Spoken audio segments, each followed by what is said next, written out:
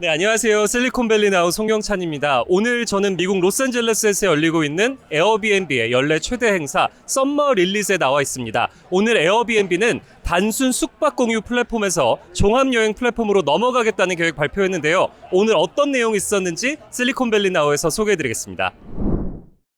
디자인 분야 명문대로 꼽히는 로드아일랜드 디자인 스쿨에서 산업 디자인을 전공한 한 청년이 있었습니다.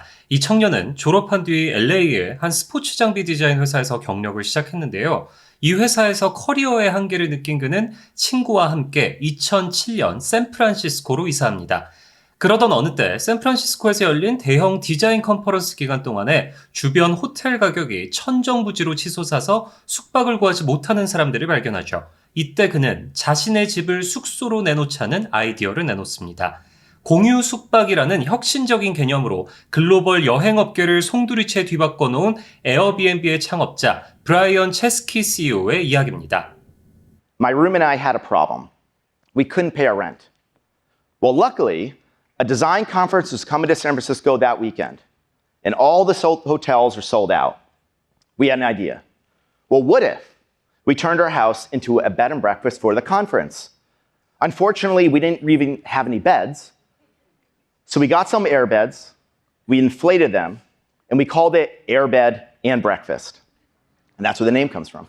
에어비앤비는 현재 전 세계 220개국 이상에서 운영되는 글로벌 기업으로 성장했습니다. 여행 전문 시장조사 업체 스키프트에 따르면 지난해 에어비앤비의 글로벌 단기 숙박 시장 점유율은 44%로 2위인 부킹닷컴의 2배가 넘습니다. 현재 시가총액은 852억 달러, 한화로 약 119조 원으로 글로벌 대형 호텔 체인인 메리어트 인터내셔널과 힐튼 월드와이드를 앞서고 있죠. 이게 어느 정도 수준이냐면요. 현대자동차 시가총액의 약 3배에 달하는 수준입니다.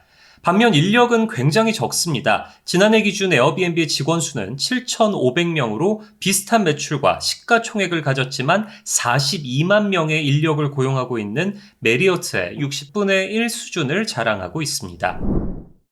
You know, 17 years ago, we changed the way people travel, and today we are changing travel again. 에어비앤비는 이날 호텔식 서비스 예약 기능을 도입하고 현지에 특화된 체험 상품 폭을 대폭 늘렸습니다. 코로나19 팬데믹 이후 관광 중심에서 현지에서의 체험 위주로 바뀐 여행 트렌드를 반영한 건데요. 먼저 이번에 새로 출시된 에어비앤비 서비스는 호텔들과 비교해서 에어비앤비의 약점으로 꼽히던 부분을 보완하기 위한 차원입니다. 이 에어비앤비 서비스는요, 셰프, 사진 촬영, 마사지, 스파, 퍼스널 트레이닝, 미용, 메이크업, 네일 관리, 간편식, 케이터링 등 총 10가지 종류로 구성됐습니다. 에어비앤비 숙소에 호텔식 룸 서비스나 헬스장, 스파 같은 부대 시설이 갖춰져 있지 않더라도 전문가를 직접 숙소로 초청해서 해당 서비스를 받을 수 있도록 한 게 핵심입니다. 호텔과 비교해서 보다 양질의 서비스를 제공하는 데에도 초점을 맞췄는데요. 에어비앤비는 이를 위해서 세계 각국의 서비스 호스트를 평균 10년 경력과 전문 자격을 가진 전문가들로 꾸렸습니다. 여행자들이 세계 어디에서도 앱으로 손쉽게 유명 셰프나 헤어 디자이너, PT 트레이너를 부를 수 있도록 한 거죠. 이 또 한 가지 큰 개편은 기존의 숙박과 함께 에어비앤비 예약의 양대축을 차지하던 체험 상품을 대폭 늘린 겁니다.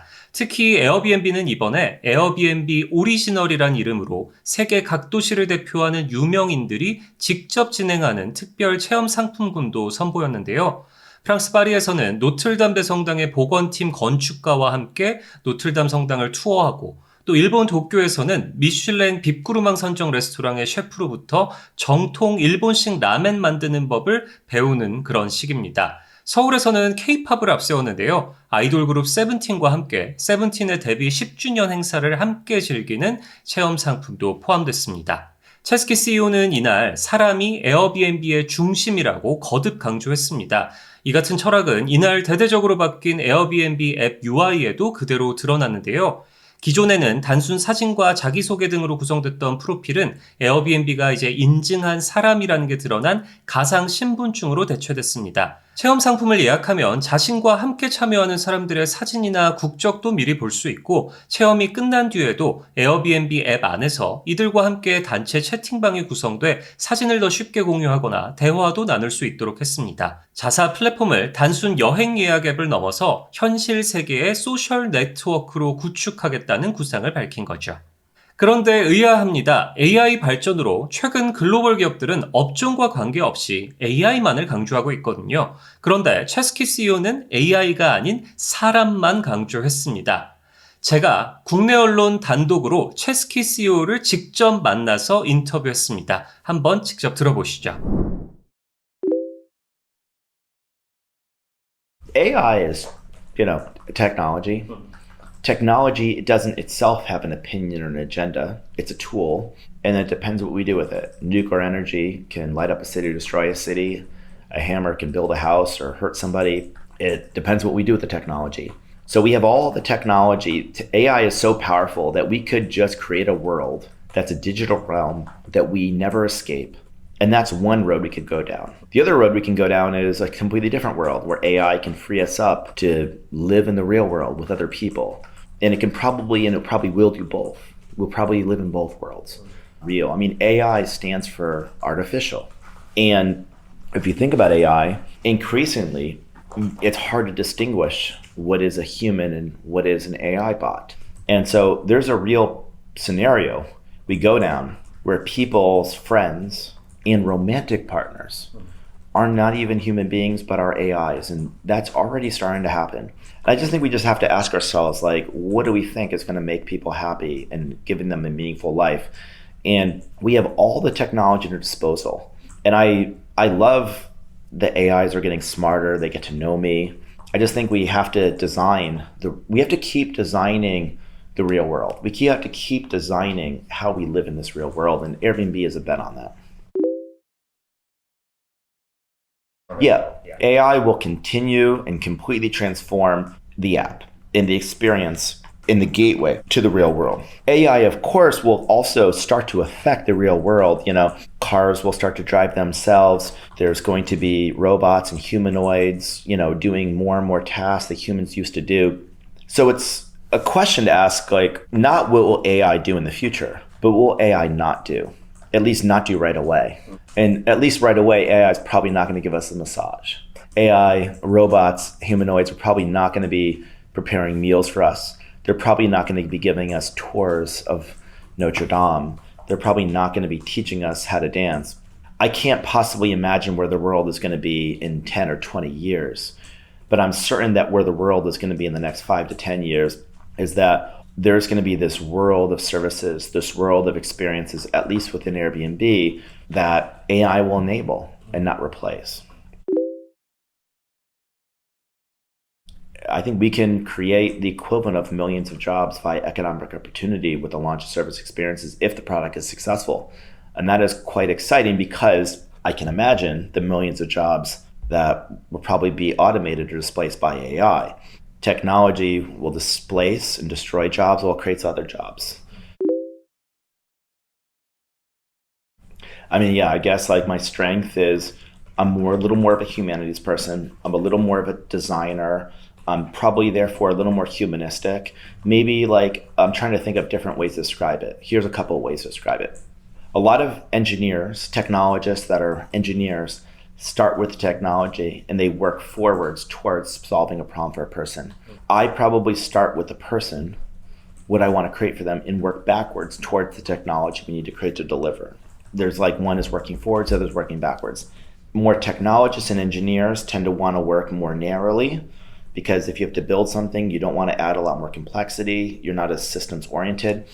I probably am more systems oriented, more holistic. So I'm the kind of person that would want to launch entirely new businesses in many cities at once, do a giant launch, have an entirely new app, have the whole thing integrated, one system, like all integrated. A more technology-oriented person would probably be much more incremental, more working for some technology. The advantages of this approach is that there's not as much bureaucracy. We can tend to, move fast. We can turn on a dime. Everything's really integrated. We're very, very adaptable.